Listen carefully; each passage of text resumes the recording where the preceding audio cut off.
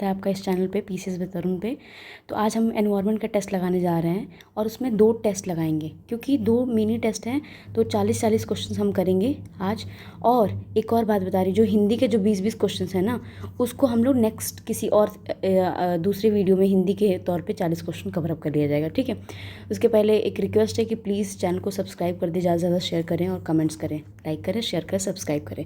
चलिए बिना किसी देरी के पहला क्वेश्चन देख लेते हैं। देखो, उसके पहले भी एक चीज़ बताना चाह रही हूँ कि जब भी हम क्वेश्चंस कर रहे हैं ना, तो हम जो मिनी टेस्ट लगाए हैं तो उससे टॉपिक से आपको पता चल जा रहा होगा कि क्या आपका वीक एरिया है। एनवायरनमेंट है, ज्योग्राफी है, वर्ल्ड ज्योग्राफी भी हम आगे कवर करेंगे। जो जो चीज़ें पूछती हैं, कैपिटल्स पूछते हैं और बहुत सारे माउंटेन्स हैं, कौन से ज़्यादा हैं, कौन से कम हैं, वाटरफॉल्स, ये सारी चीज़ें पूछता है एग्जामिनर। तो हम लोग उसको भी कवर अप करेंगे मिनी टेस्ट के थ्रू, ठीक है। तो चलिए स्टार्ट करते हैं। पहला क्वेश्चन बोल रहा है कि निम्नलिखित कथनों पर विचार कीजिए। पर्यावरण सभी जैविक तथा अजैविक अवयव को सम्मिश्रण है, ठीक है। ये बात तो सही है कि बायोटिक और एबायोटिक दोनों ऑर्गेनिजम्स होते हैं पर्यावरण में। पर्यावरण के कुछ कारक संसाधन के रूप में जबकि दूसरे कारक नियंत्रक के रूप में कार्य करते हैं। बिल्कुल, कुछ फैक्टर्स होते हैं जो एक मॉडरेटर, कुछ होते हैं रिसोर्सेज, मान लो, ठीक है। तो दोनों ही सही हैं और इसका हो जाएगा डी, मतलब दोनों राइट है, ठीक है। नेक्स्ट क्वेश्चन देख लेते हैं। एक कथन दिया है और कारक दिया है। तो बोल रहा है पर्यावरण के जैविक संघटकों में पादप सर्वाधिक महत्वपूर्ण होते हैं। पादप जैविक पदार्थों का निर्माण करते हैं जिस पर पर्यावरण के अन्य जैविक संघटक निर्भर करते हैं। तो ये बात दोनों सही है क्योंकि प्लांट्स बहुत इंपॉर्टेंट रोल करते हैं। ऑर्गेनिक सब्सटेंस वो एनवायरनमेंट पर डिपेंड करते हैं। तो दूसरे का भी हो जाएगा सी, दोनों ही एक दूसरे की व्याख्या भी कर रहे हैं और दोनों करेक्ट है। नेक्स्ट क्वेश्चन देख लेते हैं। निम्नलिखित में से कौन होलोजोइक प्राणी है? होलोजोइक मतलब होता है जो थोड़ा बड़ा हो, बिग हो, ठीक है। तो इसमें एक हाथी है और कौन सा है, डॉग है। जोक और केचुआ ये डिकम्पोजर्स होते हैं, होलोजोइक नहीं होते। तो देखो 3 चीज़ें होती हैं लगभग। जो होलोजोइक होते हैं ना, थोड़े बड़े होते हैं, थोड़े ऐसे जीव जंतु टाइप के, ठीक है। और एक आता है, देखो सबसे पहला होता है सेप्रोफाइट्स, मतलब सेप्रोफाइट्स मतलब मृत जीवी। उसमें कौन कौन से हो गए, जैसे मशरूम हो गया, मोल्ड्स हो गए, ये हो गए मशरूम्स हो गए, ये सारे मशरूम्स, ठीक है। दूसरा आता है पैरासाइट्स। तो जो पैरासाइट्स नहीं होते हैं जो चिपक जाते हैं, जैसे जू हो गया वो पैरासाइट हो गया, जोक हो गया वो पैरासाइट है। क्योंकि पैरासाइट जो होते हैं, जो आपके पे मान लो बॉडी पे है, जो चिपक जाती है तो आपका खून निकालने लगती है और आपको हानि पहुंचाती है, अपने लिए फ़ायदा करती है। वायरस हो गया, प्रोटोजोआ हो गया। तीसरा जो है होलोजोइक, जो कि पूछा है, तो एलिफेंट और अर्थवॉर्म होंगे, मतलब आंसर तीसरे का हो जाएगा B will be right answer 1 और 3। केचुआ तो होगा नहीं और जोक भी नहीं होगा। अब आते हैं नेक्स्ट क्वेश्चन पे। सूक्ष्म जलवायु के संदर्भ में निम्नलिखित कथनों पर विचार कीजिए। यह जलवायु वह स्थिति है जो कि स्थानीय स्तर पर या छोटे क्षेत्रों में पाई जाती है। मतलब माइक्रो क्लाइमेट जो होगी, बिल्कुल वो छोटे क्षेत्र पे ही पाई जाएगी। यह एक नियत स्थान पर वायुमंडल के क्षणिक लक्षणों जैसे तापमान, वर्षा आदि को प्रदर्शित करती है। नहीं, ट्रांजिएंट नहीं होता ना, क्योंकि इसने बोला माइक्रो, तो एक स्पेसिफिक चीज़ को बताता होगा, एक जगह का बताएगा। तो सेकंड वाला गलत हो जाएगा, पहला वाला राइट होगा, तो केवल 1। नेक्स्ट क्वेश्चन देख लेते हैं। 5th वाला फिर बोल रहा है कि फिर से कथन दिया है, कारक दिया है। तो कथन और कारक, यदि प्रजातियों को उनके प्राकृतिक आवास में संरक्षित करना है तो उन्हें विशिष्ट निकेत की पर्याप्त जानकारी होनी चाहिए। बिल्कुल, अगर आप कोई भी स्पीसीज़, अगर मान लो चीता रखा जा रहा है कुनो नेशनल पार्क में, तो उसको उस हिसाब से रखा जाएगा ना कि उसके एनवायरनमेंट में फिट होगा कि नहीं, वो कहाँ से लाया गया है, ठंडे प्रदेश से, गर्मी के प्रदेश से, तो कहाँ रखा जा रहा है, ये बहुत निर्भर करता है। किसी भी जीव की कार्तक भूमि अपने निकेत से ही संपन्न होती है। तो फंक्शनल रोल तो बिल्कुल ये सही है कि उसका जो फंक्शनल रोल होता है उसके फुलफिल होती है नीश से। फंक्शनल रोल मतलब जैसा उसका काम होगा उसका नीश। जैसे मान लो कोई बकरी है तो उसको घास चरेगी ना, ऐसा तो नहीं कि रेगिस्तान में डाल देंगे बकरियों को, तो ऐसा चीज़ है। तो दोनों ही सही हैं, एक दूसरे की व्याख्या भी करते हैं, तो B will be right answer इसका हो जाएगा। अब आते हैं नेक्स्ट क्वेश्चन पर। निम्नलिखित कथनों पर विचार कीजिए। जीवित जीव जंतुओं का एक दूसरे के साथ साथ वातावरण के साथ उनके संबंधों का वैज्ञानिक अध्ययन पारिस्थितिक कहलाता है, मतलब इकोलॉजी कहलाती है उसकी, ठीक है। लिविंग ऑर्गेनिजम्स और उसके रिलेशनशिप्स किसके साथ, एनवायरनमेंट के साथ। और इकोलॉजी इंक्लूड करती है बायोलॉजिकल फैक्टर। बिल्कुल दोनों ही सही हैं, B will be right answer. Next question देख लेते हैं। निम्नलिखित को क्रम से व्यवस्थित कीजिए। अच्छा, जैवमंडल, पारिस्थितिक तंत्र, समुदाय, जनसंख्या। तो सबसे पहले कौन आएगा, ठीक है। 7th बोल रहा है कि सबसे पहले कौन आएगा, तो सबसे पहले आएगा जैवमंडल, मतलब सबसे बड़ा होता है ना जैवमंडल, बायोस्फीयर की बात कर रहा है, तो बायोस्फीयर सबसे बड़ा होता है।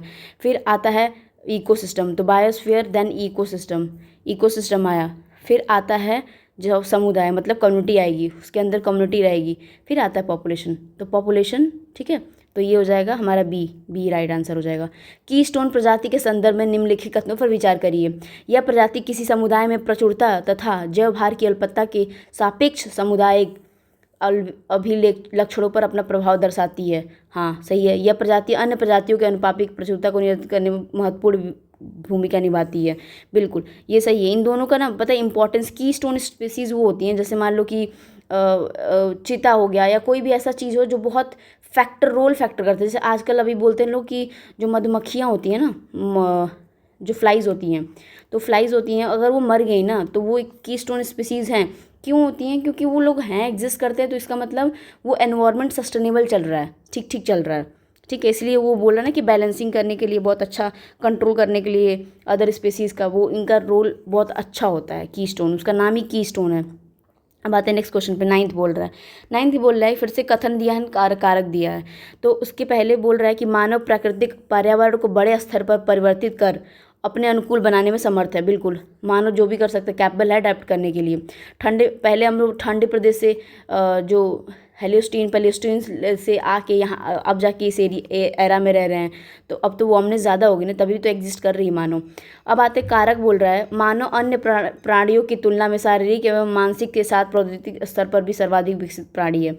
बिल्कुल, ज़्यादा से ज़्यादा ह्यूमन बींग को इंटेलिजेंट बींग कहलाते हैं, तो दोनों स्टेटमेंट सही हो जाएंगे और दोनों एक दूसरे को एक्सप्लेन भी कर रहे हैं। अम्ब्रेला प्रजाति के बारे में बोल रहा है, यह प्रजाति विस्तृत परास वाली है और जिस पर अन्य प्रजातियां निर्भर करती हैं, ठीक है। इनका संरक्षण उसी निवास में रहने वाली अन्य प्रजातियों के लिए भी संरक्षण का कार्य करता है, ठीक है। अम्ब्रेला प्रजाति में ये होती है। यह प्रजाति से पर्यावरण परिवर्तन के लिए बहुत संवेदनशील होती है। नहीं, संवेदनशील एक इंडिकेटर स्पीसीज होती हैं। कौन होती हैं? Indicator species. इंडिकेटर स्पीसीज़ होती हैं वो संवेदनशील होती हैं। जैसे लाइकेंस हो गए, अगर एनवायरनमेंट में चेंज आता है ना तो ये थोड़े ये अपने कलर चेंज करने लगते हैं। तो अम्ब्रेला प्रजाति ऐसी नहीं होती। सामान्यतः यह प्रजाति सापेक्षिक रूप से उच्च कशेरु एवं विशाल काया वाली होती है। हाँ, अम्ब्रेला स्पीसीज ऐसी होती हैं। इंडिकेटर स्पीसीज थोड़ी कम होती है। तो 3 स्टेटमेंट सही हो जाएंगे। तो ए हो जाएगा किसका? 10th का ए हो जाएगा। अब आते हैं नेक्स्ट क्वेश्चन पे। 11th बोल रहा है फिर से कथन दिया है, कारक दिया है।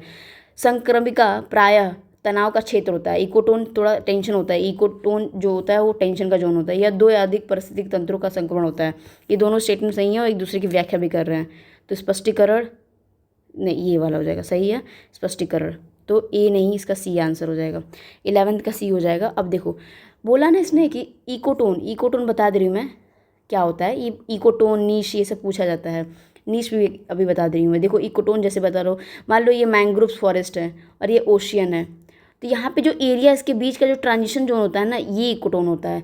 तो ये जोन ऑफ टेंशन तो हो गया, यहाँ के एनिमल्स यहाँ पे आएंगे ही, यहाँ के भी एनिमल्स अगर यहाँ पे आए, कुछ भी आए, तो इनके बीच में एक टेंशन होगा, क्योंकि वो थोड़ी कंपटीशन बढ़ जाएगी कि नहीं हमारा एरिया कहते हैं ना लोग कि ट्रांजिशन जोन होता है, वो इकोटोन होता है, इसीलिए टेंशन का होता है। और उसने बोला ना कि यहाँ 2 से 2 अधिक पारिस्थितिक मतलब ज़्यादा इकोसिस्टम डेवलप करती है। ये भी एक इकोसिस्टम है, ये भी इकोसिस्टम है।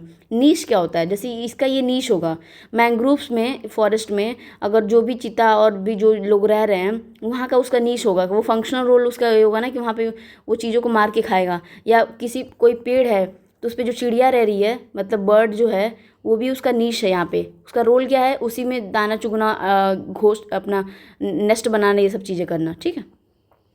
नेक्स्ट क्वेश्चन देख लेते हैं 12th वाला। नीचे फिर से बोल रहा है, कथन दिया है फिर कारण दिया है। और ऑल्दो बायोम जो इंक्लूड करता है दोनों एनिमल्स डोमिनेटेड बाय प्लांट्स। बिल्कुल, प्रभुत्व तो हमेशा प्लांट्स का ही रहता है, ठीक है। तो प्लांट्स सबसे ज़्यादा हैं। इनका सकल बायोमास जंतुओं की तुलना में अधिक होता है। बिल्कुल, बायोमास के कंपेयर में, जंतुओं कंपेयर में प्लांट्स का ज़्यादा होता है। दोनों स्टेटमेंट सही हैं और एक दूसरे कंपेयर करते हैं, मतलब दोनों स्टेटमेंट सही हैं, एक दूसरे को व्याख्या भी कर रहे हैं, ठीक है। नेक्स्ट क्वेश्चन देख लेते हैं। चलिए नेक्स्ट क्वेश्चन देख लेते हैं। 13 क्या बोल रहा है? निम्नलिखित कथनों पर विचार कीजिए। पारिस्थितिक तंत्र प्रकृति की क्रियात्मक इकाई है। इकोसिस्टम जो है फंक्शनल यूनिट है नेचर का। और इसका जो इकोलॉजी का जो टर्म है ना, वो उन्होंने दिया था, सर्वप्रथम प्रयोग किया था अर्नेस्ट हैकल ने, बट 1935 में नहीं किया गया था। 1935 में नहीं किया था, कुछ 80s में किया था, 1869 या 60 में किया था, जबकि पहला वाला सही हो जाएगा, दूसरा वाला गलत है। अब आते हैं नेक्स्ट क्वेश्चन पर। निम्नलिखित कथनों पर विचार करिए। किसी पारिस्थितिक तंत्र मतलब स्टेबिलिटी इकोसिस्टम का डिपेंड करता है किस पे, इकोलॉजिकल नीश पे। तो मैंने बताया ना कि इकोलॉजिकल नीश क्या होती है किसी भी, तो वो पे डिपेंड करता है बिल्कुल। More dominant species have less extensive ecological niche than the less dominant species. ये गलत है। देखो 14th वाले में गलत इसलिए है क्योंकि देखो बोल रहे हैं कि डोमिनेंट स्पीसीज़ जो ज़्यादा होंगी, जो डोमिनेंट स्पीसीज़ हैं उनका इकोलॉजिकल नीश कम होगा। नीश मतलब वो एरिया जहाँ पे वो रोल कर पा रहे हैं। जैसे मान लो कोई बकरी है, I am not obsessed with the बकरी, तो बकरी घास को खाएगी तो वो उसका पूरा पर्टिकुलर नीश हो जाएगा, वो उसका फंक्शनल रोल है। बट अगर मान लो ढेर सारी बकरियां हैं तो इकोलॉजिकल नीश जो होगा उसका एरिया भी तो ज़्यादा होगा ना वो, क्योंकि वो लोग ज़्यादा डोमिनेट कर पाएंगे, तो इसीलिए वो कम प्रभावशाली नहीं हो सकते। तो सेकंड गलत हो जाएगा, पहला हो जाएगा सही आंसर। ठीक है, 15 देख लेते हैं। बोल रहा है इकोलॉजी के बारे में बताइए। इसकी उत्पादकता उसमें ऊर्जा की सुलभता पर निर्भर करती है। हाँ, एनर्जी पर डिपेंड करता है ना कि किसके पास कितनी एनर्जी है, तो उसकी प्रोडक्टिविटी उसी हिसाब से करेगी। यह एक बंद तंत्र है, बंद तंत्र नहीं है, ओपन है। इकोलॉजी होती है ओपन होती है, तो ये गलत हो जाएगा। तो 15th में जो 15th है पहला ही एक ही हमारे पास आंसर है, जो कि है हमारा केवल 1C। अब आते हैं नेक्स्ट क्वेश्चन पे। बोल रहा है निम्नलिखित कथनों पर विचार कीजिए। सूर्य ताप किसी पारितंत्र की उत्पादकता को प्रभावित करने वाला सर्वाधिक महत्वपूर्ण कारक है। बिल्कुल सही है। निम्न अक्षांशों से उच्च अक्षांकों की ओर जाने वाला सामान्यतः परितंत्र उत्पादकता और जैव विविधता में कमी आती है। बोल रहा है इकोसिस्टम जो प्रोडक्टिविटी होती है और बायोडाइवर्सिटी की जनरली डिक्रीज करती है जो अगर कोई लोअर से हायर जाता है। बिल्कुल सही बात बोली है इसने। क्यों? क्योंकि देखो दोनों इसलिए सही हो जाएंगे। मान लो हिमालयाज़ होती हैं जो एल्टीट्यूड थोड़े बढ़ते हैं, जैसे मान लो यहाँ तराई रीजन पे है, एग्रीकल्चर ज़्यादा होती है हमारी यूपी पंजाब इधर एरिया में, पर ऊपर जाते जाते हिमालयाज़ में जब ऊपर जाते हो और तो इतने ठंड प्रदेश होते हैं वहाँ पे, मतलब ठंडी होती है वहाँ पे, इकोसिस्टम की प्रोडक्टिविटी बहुत कम हो जाती है। तो दोनों स्टेटमेंट सही बोल रहे हैं। अब आते हैं मैच द फॉलोइंग बोल रहा है, उसका बोल रहा है कि लोकेशन और इकोसिस्टम। 17 में बोल रहा है कि इसको इकोसिस्टम और लोकेशन, तो ट्रॉपिकल जो होंगे वो लो लैटिट्यूड पे रहेंगे और सबसे ज़्यादा जो है यहाँ पे फॉरेस्ट और प्रोडक्टिविटी रहेगी, सबसे ज़्यादा रहेगी। टेम्परेट ट्रॉपिकल फॉरेस्ट जो होंगे मिड लैटिट्यूड में होंगे बिल्कुल। कॉनिफरस जो होंगे हाई लैटिट्यूड से होंगे। कॉनिफरस होते हैं ना कांटेदार, जो हिमालयाज़ और इसमें शिकोवा जो आते हैं, तो तीनों स्टेटमेंट सही हो जाएंगे, तीनों सही हैं, मिलान दिया है। अब आते हैं नेक्स्ट क्वेश्चन पे। 18 बोल रहा है कि जो मतलब स्वैम्पी एरियाज होती हैं वो वेटलैंड होता है जहाँ पे ट्रीज भी मिलते हैं, जहाँ विच आर द, और जो कच्छ होता है मार्श, जो ये हो जाएगा स्वैम्पी एरिया, स्वैम्पी दलदल और मार्शी एरिया। तो मार्शी एरिया में नहीं मिलते हैं क्या ट्रीज़। और अगर swampy is called a wetland forest, बिल्कुल ये वेटलैंड फॉरेस्ट कहलाता है। It can only be on the shore of the lake, नहीं, लेक की जो स्वैम्पी एरिया होती है, दलदली एरिया होती है, जरूरी थोड़ी है लेक पे, वो तो रिवर पे भी हो सकती है, रिवर के साइड पे हो सकती है। तो सिर्फ और सिर्फ पहला वाला ही सही हो जाएगा। अब आते हैं नेक्स्ट क्वेश्चन पे, मतलब पहला स्टेटमेंट सही हो जाएगा।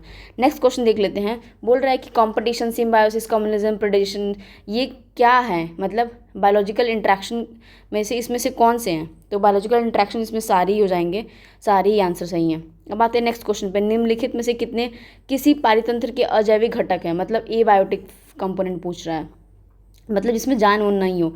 सूर्य का प्रकाश बिल्कुल, तापमान हाँ, नाइट्रोजन ये। अब घटक डिकम्पोजर्स तो जिंदा होते हैं ना, जैसे अर्थवॉर्म हो गया। अर्थवॉर्म क्या होता है, एक डिकम्पोजर है ना, केवल 3 हो जाएगा। अब आते हैं नेक्स्ट क्वेश्चन पे। टुंड्रा पारितंत्र के संदर्भ में निम्नलिखित कथनों पर विचार कीजिए, मतलब टुंड्रा के बारे में बोल रहा है। ठीक है, टुंड्रा में बोल रहा है कि ये संसार के उन भागों में पाए जाते हैं जहाँ पर्यावरणीय दशाएं अत्यधिक कठिन होती हैं। अच्छा ठीक है, बिल्कुल सही बोल रहा है कि वो वहाँ पे कठिन होती हैं। सूर्य प्रकाश का अभाव भी होता है, बिल्कुल यहाँ पे कम समय 50 दिन से भी कम हो रहता है कि कोई भी वनस्पति विकास का जो होता है, क्योंकि इतनी ठंडी प्रदेश होती है ना, तो आप कुछ कर नहीं सकते। तीनों ही सही हो जाएंगे। नेक्स्ट क्वेश्चन देख लेते हैं। नीचे फिर से कथन दिया है और एक कारण दिया है। किसी पारिस्थितिक तंत्र की क्रियाशीलता ऊर्जा प्रवाह के प्रतिरूप पर निर्भर करती है। तो ये तो बात सही है, ये तो स्टेटमेंट सही है। किसी पारिस्थितिक जीवित संगठक के सभी पक्ष ऊर्जा प्रवाह पर आश्रित होते हैं। तो ये दोनों स्टेटमेंट सही हो जाएंगे हमारे। तो इसका 22 का जो होगा C will be the right answer. दोनों एक दूसरे का एक्सप्लेन भी कर रहे हैं। अब आते हैं नेक्स्ट क्वेश्चन पे। पारिस्थितिक मतलब इकोलॉजिकल की प्रोडक्टिविटी के बारे में बोल रहा है। तो सबसे ज़्यादा कहाँ होगी इकोलॉजिकल प्रोडक्टिविटी, इसको मैं एक्सप्लेन भी कर देती हूँ। तो सबसे ज़्यादा होगी गहरे सागरीय भाग में, डीप सी ओशंस में। बोल ऐसा क्यों रहा है कि क्योंकि जैसे ज़्यादा से ज़्यादा वो सॉरी लो जो होगी वो लो होगी वो डीप सी एरियाज़ में होगी। सबसे ज़्यादा तो ग्रास एरियाज़ में इंटेंसिव सबसे ज़्यादा होगी यहाँ पे हाई, सॉरी हाई यहाँ पे होगी। लो क्यों होगी? देखो लो इसलिए होगी ना क्योंकि एरिया बहुत ज़्यादा है। तो प्रोडक्टिविटी क्या होती है कि जैसे मान लो अगर हम बोले कि पढ़ाई की प्रोडक्टिविटी क्या है, तो 10 घंटे में मान लो हम 12 घंटे मतलब 12 घंटे बैठ के पढ़ रहे हैं, उसमें से सबसे अच्छा प्रोडक्टिविटी मतलब अच्छा आउटपुट मतलब जो चीज़ एक्चुअली में चीज़ें हैं वो 8 से 10 घंटे आ सकती हैं। तो इसीलिए जो एरिया है डिपेंड कर रहा है कितने एरिया में उसकी जो भी वहाँ पे एनिमल्स मिल रहे हैं, प्लांट्स मिल रहे हैं, तो उसकी प्रोडक्टिविटी क्या है सनलाइट के सन में। तो सबसे कम होती है गहरे, क्योंकि एरिया ज़्यादा होती है उस हिसाब से कम होते हैं। निम्नलिखित में से कौन सा एक किसी अफेक्ट करता है? तो सारे ही सारे अफेक्ट करते हैं, तो तीनों चारों ही सही हो जाएंगे। देखो कभी भी क्वेश्चन में बोले ना कि इसको कौन अफेक्ट कर रहा है, इन्फ्लुएंस कर रहा है, तो लगभग सभी करते हैं अनटिल अनलेस जब तक कोई एब्सर्ड आंसर ना हो। किसी आहार श्रृंखला के संदर्भ में निम्नलिखित युग्मों पर विचार करिएगा। ग्रीन ट्री हरे तो स्वपोषी होते हैं, बिल्कुल सही। वेजिटेरियन जो होते हैं वो विषमपोषी होते हैं, मतलब शाकाहारी की बात बोल रहा है तो ये विषमपोषी बोल रहा है। अच्छा ठीक है, नेक्स्ट क्या बोल रहा है? तो ये सही है, विषमपोषी। मांसाहारी जो है अपर दाराही होती है, मांसाहारी नहीं, ये भी विषमपोषी होती है, हेट्रो ही होते हैं। तो दो ही स्टेटमेंट सही हो जाएंगे, तो केवल दो बी, 25 का बी हो जाएगा। नेक्स्ट क्वेश्चन देख लेते हैं। कथन दिया है फिर कारक दिया है।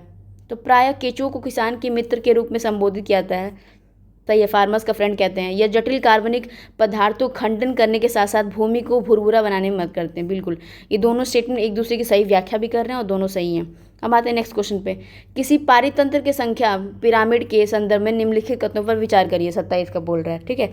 किसी पारितंत्र के संख्या पिरामिड पे देखते हैं कौन कौन सा बोल रहा है। इसे प्राथमिक उत्पादकों और विभिन्न स्तरों के उपभोक्ताओं की संख्या के बीच का संबंध दर्शाया जाता है। हाँ, उसके बीच का रिलेशन बताता है। या पिरामिड सीधा उल्टा दोनों प्रकार का हो सकता है। ये दोनों स्टेटमेंट सही हैं। नेक्स्ट क्वेश्चन देख लेते हैं। वायुमंडल की निम्नलिखित गैसों को उनकी मात्रा के अनुसार बढ़ते क्रम में लगाइए, मतलब बढ़ते। तो सबसे कम हमारे पास कार्बन डाइऑक्साइड है, तो कार्बन डाइऑक्साइड सबसे कम होता है ना, तो 2 सबसे पहले हो जाएगा। फिर आता है हमारे पास आर्गन, तो आर्गन हो जाएगा। फिर आता है हमारे पास oxygen and then nitrogen, nitrogen सबसे ज़्यादा है 2413, तो सी हो जाएगा 28 में, C will be the right answer. आते हैं नेक्स्ट क्वेश्चन पे। ट्रॉपिकल रेन फॉरेस्ट के बारे में बोल रहा है कि इक्वेटर पे, नियर द इक्वेटर है जहाँ पे टेम्परेचर ह्यूमिडिटी रिलेटिवली हाई होती है, बिल्कुल, और हाई होने की वजह से बार बार बारिश होती है। Tropical rain forest have the highest productivity compare to the other terrestrial system, बिल्कुल। 29 में ये सारी दोनों स्टेटमेंट सही हैं, क्योंकि वहाँ पे ज़्यादा प्रोडक्टिविटी रहेगी क्योंकि बारिश ज़्यादा हो रही है लगातार। जीव जंतु भी सही है। ऐसी जीव जातियाँ जिसकी पर्यावरणीय आवश्यकताएं पूर्णतः एक समान होती हैं, अनिश्चित काल तक ही एक स्थान पर बनी रहती हैं, स्पीसीज कौन से होते हैं? तो गॉस लॉ के नियम के ये बारे में बोल रहा है। अब आते हैं 31 में। पहले बोल रहा है कथनों पर विचार करिए। खाद्य जाल किसी फूड वेब जो होती है किसी पारितंत्र में एक दूसरे की संयोजित खाद्य श्रृंखलाओं का नेटवर्क होता है, बिल्कुल, उसका नाम ही है फूड वेब। तो बचपन से पढ़ते हैं ना कि जो फ्रॉग है उसको स्नेक खाता है, स्नेक को वो खाता है, तो ऐसे करके ईगल खा रहा है। एक खाद्य जाल एक पारिस्थितिक तंत्र में जीवों के बीच ऊर्जा पोषक तत्वों के सभी संभावित स्थानों को बताता है। हाँ, फूड वेब सब बताता है, तो दोनों स्टेटमेंट सही हो जाएंगे 31 का। अब आते हैं नेक्स्ट क्वेश्चन पे, 32 पे। बोल रहा है निम्नलिखित कथनों पर विचार कीजिए। किसी खाद्य श्रृंखला में ऊर्जा प्रवाह का सभी दिशा में होता है। हाँ, फूड एनर्जी सारे डायरेक्शन में होती है, और फूड जो होती है एक पोषण तत्व स्तर से दूसरे पोषण स्तर में प्रवेश करने का कुछ ऊर्जा उष्मा रूप में क्षय होता है। हाँ सही है। 32 में जो होता है दोनों ही, मतलब सिर्फ और सिर्फ खाद्य श्रृंखला में ऊर्जा का प्रवाह सभी दिशाओं में होता है, सभी दिशाओं में होता है, नहीं, एक दिशा में होता, सॉरी, सभी दिशाओं में, ऑल डायरेक्शंस में नहीं होता। क्योंकि देखो अभी मैंने बताया ना कि फूड, अगर मान लो ग्रास हॉपर है, ठीक है, उसको जो खाता है वो फ्रॉग खा रहा है, फ्रॉग को खा रहा है स्नेक, तो एक डायरेक्शन जा रहा है ना, ये नहीं कि सब जगह जा रहा है, तो गलत, पहला वाला गलत है। 32 का सेकंड वाला सिर्फ स्टेटमेंट सही है। पारिस्थितिक मतलब इकोलॉजिकल सीक्वेंसी के बारे में बोल रहा है कि इकोलॉजिकल सीक्वेंसी में जैविक और अजैविक दोनों घटक सम्मिलित होते हैं। हाँ, 33 में वो ये बोल रहा है कि पहला ही सही है। यह समुदायों के क्रियाकलापों और उस क्षेत्र विशेष के भौतिक पर्यावरण के द्वारा होता है। 33 का सेकंड भी सही है। इस वनस्पति और जंतु दोनों ही समुदाय परिवर्तन से गुजरते हैं, ऐसा कोई नहीं होता फ्लोरा फौना जो कम्युनिटी ट्रांसफॉर्मेशन से ना गुजरता हो, तो सारे सही हैं स्टेटमेंट। अब आते हैं नेक्स्ट क्वेश्चन पे। 34 बोल रहा है पारिस्थितिक मतलब इकोलॉजिकल सीक्वेंसी के बारे में बोल रहा है, और इसमें जो है क्रम से लगाइए। तो पहले होता है लॉस होता है, वेजिटेशन लॉस होता है। पहले क्या होता है कि कुछ नहीं है, मॉसेस लाइकन्स हैं। फिर आते हैं स्टेब्लिशमेंट आती है, कुछ पेड़ पत्ते उग रहे हैं, उगे। फिर आती है कंपटीशन, तो बहुत सारे पेड़ पत्तों और जानवरों में कंपटीशन होती है। फिर आती है स्टेबलाइजेशन, फिर सब खत्म, एक ऐसा टाइम आता है सब बराबर हो जाता है। 1 2 3 4, तो बी इसका 34 का आंसर हो जाएगा बी। अब आते हैं नेक्स्ट क्वेश्चन पे 35। मरुस्थलीय मतलब डेजर्ट प्लांट्स के बारे में बोल रहे हैं। पत्तियों के अनुस्पति अथवा छोटा आकार होता है, बिल्कुल। तभी ज़्यादा से ज़्यादा ट्रांसपिरेशन लॉस ना हो, ज़्यादा से ज़्यादा पानी का लॉस ना हो, इसलिए छोटा आकार होता है। पत्तियां और तने जल भंडारण हेतु अनुकूलित होते हैं, ठीक है। सुविकसित एवं विस्तृत जड़ तंत्र, तो सारी स्टेटमेंट सही है, तीनों सही हैं। अब आते हैं निम्नलिखित में से कौन सा व्यवहारात्मक मतलब फंक्शनल का अडेप्टेशन का उदाहरण है, तो देख लेते हैं 36 में।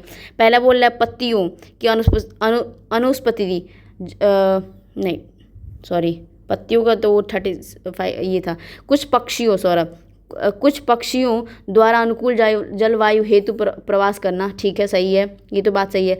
गर्म प्रदेशों के जीवों में कान व पंजे का बड़ा आकार होता है, नहीं, गर्म प्रदेशों के में कान और इसका नहीं होता, ताकि ज़्यादा से ज़्यादा ट्रांसपिरेशन लॉस होगा ना, उतना ही जल्दी उसका अंदर का पानी का वो होगा, वो ख़त्म होगा जल्दी से, तो ऐसा नहीं होता। सेकंड गलत होगा, सेकंड बहुत गलत बोल रहा है।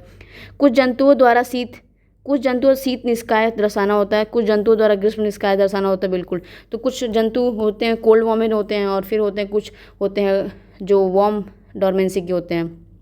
बोला 37 में मैच द फॉलोइंग करना। अमरबेल जो दिया है, अमरबेल के होते हैं पूर्ण तना परजीवी होता है, मतलब 3 हो जाएगा, ए का 3। लॉथरेंस जो होता है, लॉथरेंस आंशिक तना परजीवी होता है, तो लॉथरेंस का बी का 2 हो जाएगा।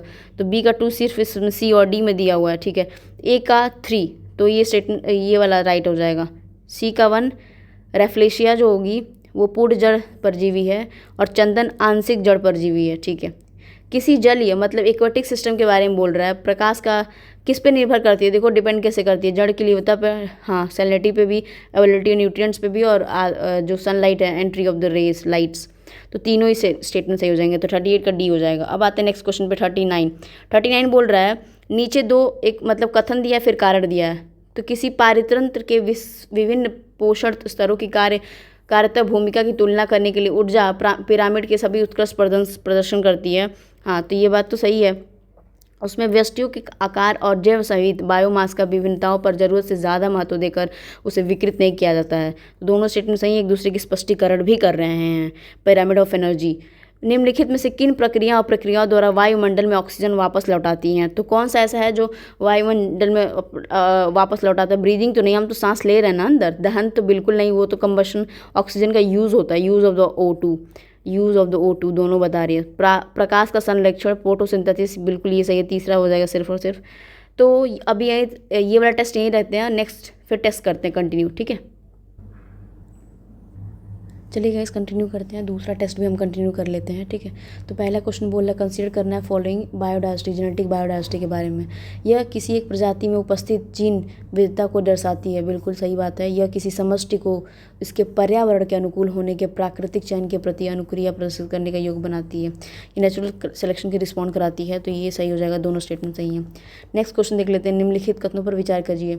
बोल रहा है स्पेसिफिक जो स्पेसीज की डाइवर्सिटी होती है वो वैरायटी ऑफ प्लांट्स और एनिमल्स स्पेसीज प्रेजेंट होते हैं कम्युनिटी इकोसिस्टम में। ये बात तो सही है। Species diversity decreases with increase in the terrestrial, हाँ, तो ये देखो कैसे होता है। जैसे मान लो ये पूरी इंडिया है और ये हिमालयाज़ में ऊपर जाते हैं, तो वहाँ पे स्पीसीज आपको प्लांट्स उतने ही कम मिलेंगे, एनिमल्स कम मिलेंगे, क्योंकि एनवायरनमेंट उतने सूटेबल नहीं है। तो पहला वाला, दूसरा वाला भी सही है, पहला वाला भी सही है, दोनों स्टेटमेंट सही हो जाएंगे।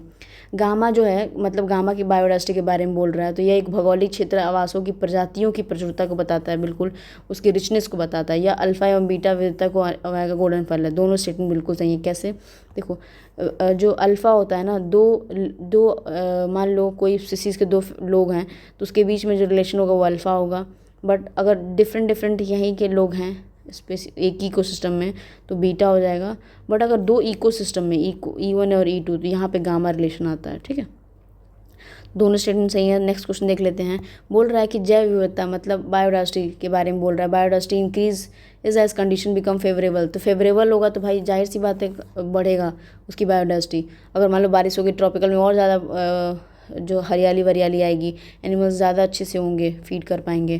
तो अब आते हैं नेक्स्ट क्वेश्चन पे। नेक्स्ट स्टेटमेंट बोल रहा है पर्वतीय क्षेत्रों में जैसे जैसे हम ऊंचाई पर जाते हैं वहाँ विविधता वृद्धि होती नहीं, ऊपर अभी वो स्टेटमेंट हम पढ़ के आए, वृद्धि नहीं होती है, वो डिक्रीज करता है, तो सिर्फ और सिर्फ पहला वाला स्टेटमेंट सही हो जाएगा। अब आते हैं next question, match the following करना है। मीजोफाइट मतलब शीतोष्ण कटिबंधीय, बिल्कुल सही। क्रायोफाइट मतलब क्रायो मतलब ही ठंडा प्रदेश, बिल्कुल सही दोनों स्टेटमेंट। हेलोफाइट मतलब सॉल्टी वाला, तीनों सही है। लिथोफाइट मतलब सॉइल जो होता है लिथोस्फेयर वाला, तो वो गलत है, तीन ही गुण सही है। नेक्स्ट क्वेश्चन देख लेते हैं, जैव विविधता मतलब बायोडायवर्सिटी लॉस के फैक्टर्स बताओ, कि अगर आवासों का विनाश हो जाएगा तभी हो जाएगा, विदेशी प्रजातियां आ जाएंगी, जैसे अभी हाल में क्या, बहुत पहले इन्वेसिव स्पीसीज, एलियन स्पीसीज आती है तो भी होता है, पर्यावरण प्रदूषण हो जाता है, जनसंख्या वृद्धि, गरीबी, तो सारे स्टेटमेंट सही हो जाएंगे, अफेक्ट तो करेंगे ना। संरक्षण इंटरनेशनल के बारे में बताना है कि कंजर्वेशन इंटरनेशनल में क्या क्राइटेरिया है for declaring the bio hotspot को करने के लिए, तो कम से कम 0.5% होना चाहिए, 1500 से अधिक स्थानीय संवहनीय पौधों की प्रजातियां होनी चाहिए, बिल्कुल सही। संबंधित क्षेत्र की प्राथमिकता वनस्पतियों कम से कम 70% हो चुका, हाँ दोनों स्टेटमेंट सही हैं। क्षेत्रफल के बारे में नहीं, इतना 10,000 होना चाहिए, तो दो स्टेटमेंट सही हैं। नेक्स्ट क्वेश्चन देख लेते हैं, निम्नलिखित में से कितनी जो बायोडायवर्सिटी कंजर्वेशन है वो इन सीटू में आती है, तो इन सीटू मतलब होता है जो प्लेस है वो उसी में करें, तो इन सीटू हो जाएगा, वाइल्ड लाइफ सेंचुरी बिल्कुल हो जाएगा, फिर आ जाएगा सेक्रेड ग्रुप, दोनों हो जाएगा। बोटानिकल गार्डन और सफारी जो होती है एक्सीटू मतलब वो जो होता है सीटू, तो वो बाहर निकाल के करते हैं, तो दो स्टेटमेंट, दो ही सही, सिर्फ और सिर्फ दो, केवल दो। अब आते हैं नेक्स्ट क्वेश्चन पे, भारत में कितने जैव विविधता के बाहुल्य क्षेत्र हैं, मतलब कितने हॉटस्पॉट हमारे उसमें हैं, तो हमारे पास सिर्फ और सिर्फ 4 हैं, जो हिमालय है, सबसे पहले हिमालय है, हिमालय का क्षेत्र, सेकेंड इंडो वर्मा है, थर्ड है जो हमारा पश्चिमी घाट और श्रीलंका है, मतलब वेस्टर्न घाट्स और श्रीलंका है, फिर आता है हमारे पास सुंडालैंड जो नीचे से अंडमान एंड निकोबार के लिए, तो 4 आंसर हो जाएगा। अब आते हैं होप स्पॉट नेटवर्क के संदर्भ में निम्नलिखित कथनों पर विचार करिए।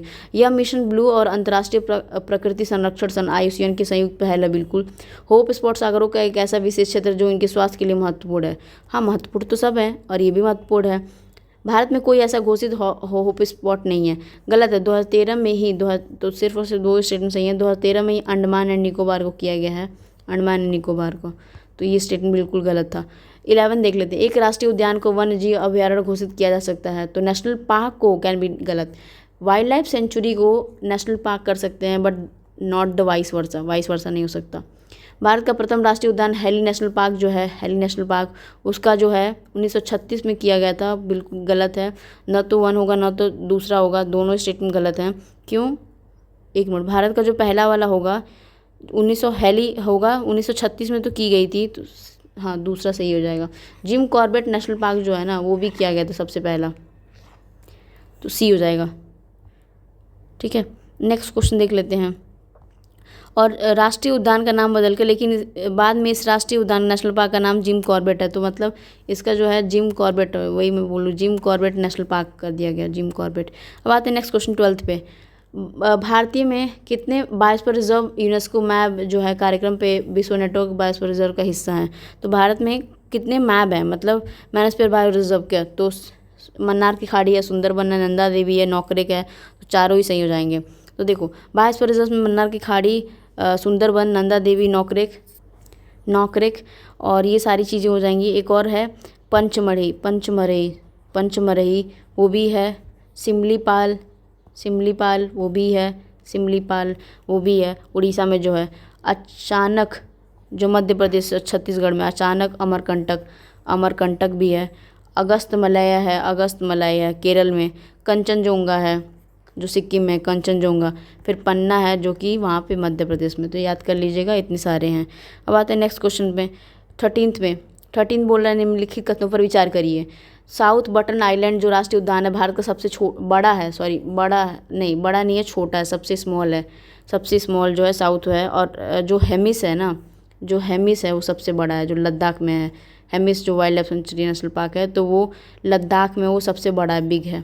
भारत मणिपुर राज्य में केबुल लामजाओ नेशनल एकमात्र तहत है, बिल्कुल सेकंड वाला ही सही हो जाएगा, सिर्फ और सिर्फ। अब आते हैं नेक्स्ट 14th पे, निम्नलिखित कथनों पर विचार करिए, ठीक है, विचार करते हैं। भारत में प्रोजेक्ट टाइगर की शुरुआत वर्ष 1971 में की गई थी, 73 में की गई थी, 1973 में, डेट याद कर लीजिएगा। प्रोजेक्ट एलिफेंट भी 1992 में की गई थी। प्रोजेक्ट टाइगर के तहत बांदीपुर राष्ट्रीय उद्यान को भारत का सबसे पहले जो टाइगर रिजर्व बनाया गया था, नहीं, टाइगर रिजर्व जिम कॉर्बेट को बनाया गया था। इसके तहत जिम कॉर्बेट को बनाया गया था। ठीक है, अब आते हैं नेक्स्ट क्वेश्चन पे, मतलब दोनों स्टेटमेंट गलत हैं। फिर से मैच द फॉलोइंग करना है। बांधवगढ़, बांदीपुर, पापीकोंडा, गुंडई। तो बंदी बनाकर मतलब कर्नाटका, गुंडई जो बांधवगढ़ हो जाएगा हमारा मध्य प्रदेश, तो ए का 4 हो जाएगा, ए का 4, तो ए का 4 इसमें है। बी का 1 हो जाएगा, तो बी का 1, ए का 4। सी का 2 पापीकोंडा जो हो जाएगा आंध्र प्रदेश में हो जाएगा, गुंडी तमिलनाडु हो जाएगा। अब आते हैं नेक्स्ट, फिर नेशनल पार्क दिया हुआ, उसका जो जगह दिया हुआ है, मतलब मैच द फॉलोइंग करना है कि सही दिया है कि नहीं। तो सिरोही जो नेशनल पार्क है ना, वो मणिपुर में बिल्कुल सही है। गूगामल जो है वो गलत दिया हुआ है, ये महाराष्ट्र में है, मेघालय में नहीं है, महाराष्ट्र में है गूगामल। मरले जो है मिज़ोरम में, बिल्कुल सही है। क्लाउडेड नेशनल पार्क जो है ना वो सिक्किम में नहीं है, क्लाउडेड नेशनल पार्क जो है वो है त्रिपुरा में, तो गलत दे दिया है त्रिपुरा। तो ये गलत है, ये गलत है, तो सिर्फ 2 युग्म सही दिए हैं। नीलगिरी बायोस्फीयर रिजर्व के बारे में बोल रहा है कि इसकी जो स्थापना है 1986 में बायोस्फीयर रिजर्व इसकी घोषित किया गया था, 1986 में। बिल्कुल सही दिया है। मानस नदी बायोस्फीयर रिजर्व से होकर गुजरती है, नहीं, मानस नदी कैसे आएगी, असम में मानस नदी फ्लो करती है। सेकंड बिल्कुल गलत हो जाएगा, तो होते ही आंसर हो जाएगा। पर यह बायोस्फीयर रिजर्व पश्चिमी घाट और पूर्वी घाट का मिलन बिंदु है, बिल्कुल ईस्टर्न घाट और वेस्टर्न घाट के बीच में नीलगिरी आता है। अब आते हैं नेक्स्ट क्वेश्चन, सरना देवराय, गुम्पा वन और सिफिन। पवित्र उपवन दिया है, उसका राज्य दिया है। तो हमें पवित्र उपवन मतलब सेक्रेड ग्रुप्स कहाँ का है और राज्य दिया है। जो देवराय है महाराष्ट्र का है, तो एक बी का 4 देख लो, तो बी का 4 सिर्फ और सिर्फ इसमें है। ए का 3 सरना झारखंड में है। गुम्पा वन दिया है अरुणाचल प्रदेश में, और सिफिन दिया है हिमाचल प्रदेश में। मतलब 18 का आंसर हो जाएगा D will be the right answer. Next question देख लेते हैं।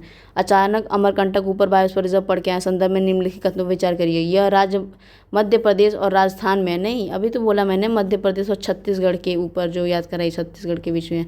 यूनेस्को के विश्व बायोस्फीयर रिजर्व की सूची में 2012 में ये हुआ था, ये बोल रहा है। अच्छा, 2012 में हुआ था, ठीक है, दोनों ही सही। यह 4 सिंग वाले मृग, नहीं, 2005 में ही हो गया था, बहुत पहले हो गया था। यह 4 सिंग वाले मृग और भारतीय जंगली कुत्ता क्रेन के लिए पाए जाते हैं, तो 2 स्टेटमेंट सही है। भोपाल गैस त्रासदी जो हुई थी ना, मिथाइल आइसोसाइनेट से हुई थी, तो इजी से क्वेश्चन है। ओजोन परत का जो विघटन है ना, उसके लिए रिस्पॉन्सिबल कौन कौन से जो गैसेज हैं, दे आर रिस्पॉन्सिबल। तो वो ये तो सबसे इजी है, सबको बता देगा। 2 और 3 क्लोरोफ्लोरोकार्बन और कार्बन, नाइट्रोजन नहीं होता, कार्बन डाइऑक्साइड कभी नहीं है। अब आते हैं जैव आवर्धन, बायोमैग्निफिकेशन के बारे में बोल रहा है। Usually through out the food chain affect, सारे अफेक्ट करेगा, सबको अफेक्ट करेगा। Animals top food chain affected the most. हाँ, दोनों स्टेटमेंट सही है। 22वां का जो हो जाएगा वो सी हो जाएगा, दोनों ही सही हैं। नेक्स्ट क्वेश्चन देख लेते हैं। इटाई मीनामाटा, इटाई सारे। ब्लू बेबी सिंड्रोम जो होती है नाइट्रेट से होती है। मीनामाटा जो होती है मरकरी से होती है। सी का 2, बी का 1, बी का 1, सी का 2, बी का 1, सी का 2 सिर्फ इसमें है। और इटाई हो गया कैडमियम से। मसूड़ों का जो नीलापन होता है ना, वो सीसा से होता है। तो 23 का जो राइट आंसर हो जाएगा ना, वो सिर्फ और सिर्फ ए हो जाएगा, तो डी का 4 ही है ना, ठीक है। अब आते हैं नेक्स्ट क्वेश्चन पे, 24 पे। निम्नलिखित कथनों पर विचार कीजिए। मृदा एवं जल में उपस्थित संदूकों को पादकों की मदद से हटाना राइजोफिल्ट्रेशन कहलाते हैं। राइजोफिल्ट्रेशन इसकी परिभाषा बोल रहा है, तो ये गलत है, राइजोफिल्ट्रेशन नहीं कहते हैं उसको। और दूसरा बोला बायोपाइल्स लैंड फार्मिंग एवं कंपोस्टिंग का मिश्रित है, बिल्कुल सही है। बायोपाइल्स मतलब बायो और पाइल्स मतलब इकट्ठा करना। टॉमी देख लो बायोपाइल्स का। अब आते हैं नेक्स्ट क्वेश्चन में। बोल रहा है कि air pollution specially sulphur dioxide की सेंसिटिव इंडिकेटर लाइकेंस होती हैं। तो लाइकेंस ही इंडिकेटर स्पीसीज ऊपर मैंने बताया ना बहुत सेंसिटिव होती हैं। अब आते हैं, ये बोल रहा है कि जो हमारा national ambient air quality index मतलब क्वालिटी स्टैंडर्ड है, इसमें कौन कौन से आते हैं, मतलब 26 में कौन कौन से बोल रहा है कि आते हैं ये। तो सबसे जो चंकी दिया है ना, सबसे ज़्यादा जो ओजोन, मतलब बस याद रखना CO2 नहीं होता, तो ये सारे हो जाएंगे, सभी 4 हो जाएंगे। तो कार्बन मोनोऑक्साइड होगा, PM10 है, PM2.5 है, और सारी जो दी हैं वो सब भी है, तो सभी 4। अब आते हैं नेक्स्ट क्वेश्चन पे। और एक और जो एयर क्वालिटी इंडेक्स है उसमें भी कार्बन डाइऑक्साइड नहीं होता, CO मतलब उसमें AQI में जो होता है वो कार्बन मोनोऑक्साइड ही होता है, CO2 नहीं होता। नेक्स्ट क्वेश्चन देखते हैं। हिम तेंदुआ, लाल पांडा, दलदली, ये सारे दिया हुआ है। तो 27 में मैच करना है कि कहाँ का। हिम तेंदुआ जो होता है लद्दाख मिलता है। हेमिस मतलब हेमिस जो सबसे बड़ा है, तो ए का टू सिर्फ और सिर्फ ये दिया है। सुनहरा लंगूर जो है ना, सुनहरा लंगूर जो है वो चक्रशिला वन अभ्यारण्य मिलता है। लाल पांडा जो है, लाल पांडा कंचनजंगा में मिलता है, तो ये सबसे इजी था। दलदली हिरण कान्हा में होता है, तो ये B will the right answer. Next question देख लेते हैं। धन प्राणी मार्सुपियल्स के बारे में बोल रहा है कि कौन कौन से मार्सुपियल्स हैं। तो इसमें तो बहुत सारे कॉमन्स हो जाएंगे, सारी मार्सुपियल्स है। कंगारू मार्सुपियल्स मतलब जो अपने बच्चों को अपने पेट में दबा के घूमते हैं। निम्नलिखित में से कौन सा राष्ट्रीय उद्यान पूर्वी हिमालय उप क्षेत्र में सबसे बड़ा संरक्षित क्षेत्र है। सबसे बड़ा संरक्षित क्षेत्र कौन सा है, तो देख लेते हैं कौन सा है। तो सबसे बोल जिम कॉर्बेट है, तो नामदाफा सबसे बड़ा है। नामदाफा जो है वो सबसे बड़ा है। पूर्वी की बात कर रहे हैं, हिमालय की बात किया है, ऐसा नहीं कि सब में बोल रहा है। घाना, रंथम, ये सारे जी दी, सलीम अलीम जो दिया है सब दिया है। तो घाना जो है राजस्थान में है, बिल्कुल घाना पक्षी, ठीक है। रंथन टिट्टू जो है मैसूर कर्नाटका में है, ठीक है। वेथांगल जो है कांचीपुरम तमिलनाडु में, बिल्कुल। सलीम अली जो है वो जम्मू कश्मीर में नहीं दिया है, ये वाइल्ड लाइफ सेंचुरी गोवा में दिया है। तो 3 ही स्टेटमेंट सही है, बस 3 युग्म सही है। नेक्स्ट क्वेश्चन देख लेते 31। वैतरणी पूर्वी द्वार जो है पश्चिम बंगाल तक फैला हुआ है, ठीक है। तो बी का 3 सिर्फ और सिर्फ 2 स्टेटमेंट में दिया हुआ है 31 में, बी का 3। ए का वैतरणी का जो होगा उड़ीसा, याद है ना, वैतरणी ब्राह्मी जो रिवर्स हैं। लैम्ब्रू जो हो जाएगी, लैम्ब्रू, तो 31 में लैम्ब्रू मतलब ये हो जाएगा छत्तीसगढ़। सोनितपुर जो हो जाएगा असम, तो डी हो जाएगा आंसर। Next question. डंडेली हाथी रिजर्व, नीलाम्बूर, सिंगफान, रायला, सारे हाथी रिजर्व मतलब एलिफेंट रिजर्व्स बोल दिया है। तो अब देख लेते हैं कौन कौन से। तो जो भी मतलब डंडेली जो है वो भी सही दिया हुआ है। डंडेली कर्नाटक में है, सही है। डंडेली कर्नाटक में है। नीलाम्बूर जो दिया हुआ है, नीलाम्बूर केरल में है, ठीक है। नीलाम्बूर भी केरल में है, तो ये सही है। सिंघाफन जो है हाथी रिजर्व तेलंगाना। सिंघाफन थोड़ा सा अलग हो सकता है, पर सिंघाफन देख लेते हैं। तो ये दोनों स्टेट में, रायला जो है, रायला पश्चिम बंगाल में नहीं है। रायला है वो अलग है। तो रायला जो है वो आंध्र प्रदेश में है, और तेलंगाना में नहीं है। सिंघापन नागालैंड में है। तो ये दोनों स्टेटमेंट गलत होके 2 सही हो जाएंगे युग्म। अब आते हैं कथन दिया, कारण दिया है। मानव जलवाष्प उत्सर्जन हेतु प्रत्यक्ष रूप से जिम्मेदार नहीं माने जाते। Humans are not consider, directly तो नहीं माने जाते हैं, सही है। वे जलवाष्प की उतनी मात्रा उत्सर्जित नहीं करते जितने वातावरण साधारण में महत्वपूर्ण परिवर्तन हो जाए, बिल्कुल। इतना तो हम इवापोरेट मतलब नहीं वाटर वेपर लॉस करते ना, तो दोनों ही सही है। दूसरे एक दूसरे की व्याख्या भी कर रहे हैं। नेक्स्ट क्वेश्चन देख लेते हैं। फायर आइस मीथेन हाइड्रेट को करते हैं, ये मत कहना ये ड्राई आइस होता है, ड्राई आइस। निम्नलिखित में से काला अनुक्रम क्रोलॉजिकल ऑर्डर में लगाना है। सबसे पहले क्या होगा, मतलब इसमें CFC के बारे में बोल रहा है, सबसे पहले क्या हो जाएगा। सबसे पहले ओजोन की नामांकन होगी, फिर समताप मंडल की पहचान होगी, मतलब ये हो जाएगा 1 2 एक साथ है ना। तो 35 का हो जाएगा B, will the right answer. Next question देखते हैं 36। फिर कथन और कारण दिया। वर्षा का जल भी पूर्णतः शुद्ध नहीं होता, बिल्कुल सही है। वो तो पूर्णतः शुद्ध नहीं होता, ऊपर से बारिश होती है तो शुद्ध बिल्कुल नहीं होता। वायुमंडलीय कार्बन डाइऑक्साइड के वर्षा के जल में घुलने से कमजोर कार्बनिक अम्ल का निर्माण होता है, जो वर्षा जल को थोड़ा अम्लीय बना देता है, थोड़ा सा स्लाइटली एसिडिक। तभी तो एसिडिक रेन हो रहा है और बहुत सारी चीज़ें हो रही हैं, तो उसकी वजह से सिर्फ मतलब जो स्टेटमेंट दिया हुआ है सही है, एक दूसरे की व्याख्या भी कर रहे हैं। फ्लाई ऐश के बारे में बोल रहा है, फ्लाई ऐश के चीज़ें बता रहा है। बाई प्रोडक्ट होता है थर्मल पावर का, बिल्कुल। सर्व करता है रिप्लेसमेंट जिप्सम, ठीक है। और कैन बी यूज़, तीनों ही कैन बी यूज़ हो गया, तो 3 हो जाएगा। नेक्स्ट क्वेश्चन बोल रहा है कि बायोडिग्रेडेबल प्लांट्स के बारे में बोल रहा है। तो कौन बायोडिग्रेडेबल प्लांट्स हैं, तो प्लास्टिक तो कभी नहीं होगा, सीवेज 1 और 3 ऑप्शन हो जाएंगे, तो सही हो जाएगा। कितने द्वितीय प्रदूषक हैं, मतलब अपना ओरिजिनल है। DDT तो नहीं होता, DDT तो अपना ओरिजिनल है। प्लास्टिक जो है जो पेरोक्साइड ओजोन है, ये हो गया। पैन हो गया, तो 39 में जो होगा ना वो पैन भी दिया हुआ है, तो सिर्फ और सिर्फ 2 हो जाएंगे, पैन और ये। अब आते हैं नेक्स्ट क्वेश्चन में। निम्नलिखित में से कौन जल प्रदूषण का कारण है। कौन से कारण पूछा है, कारण पूछ दे रहा है, तो भाई कारण सभी हो सकते हैं, पर देख लेते हैं। डोमेस्टिक और इंडस्ट्रियल वेस्ट जो होते हैं सभी, ठीक है। फर्टिलाइजर यूज़ हो रहे हैं, ठीक है। River water bathing clothes, using the river for washing the clothes, तो ये हो जाएगा। पर river water bathing and washing the clothes domestic या फर्टिलाइज़र 3 जो हमारे 3 1 2 3 स्टेटमेंट सही हो जाएंगे, पर ये बेदिंग वॉशिंग क्लोथ्स के लिए तो नहीं होगा ना, ठीक है। तो 1 2 3 इसमें तीनों दिए हैं, 3 ही सही हैं, ठीक है। तो हिंदी हम नेक्स्ट में एक अलग से टेस्ट रिकॉर्ड किया जाएगा, उसमें दोनों का जो दोनों टेस्ट हुए हैं ना उसके हिंदी करा दिए जाएंगे। Thank you so much for watching. Please do like share and subscribe channel. Thank you so much.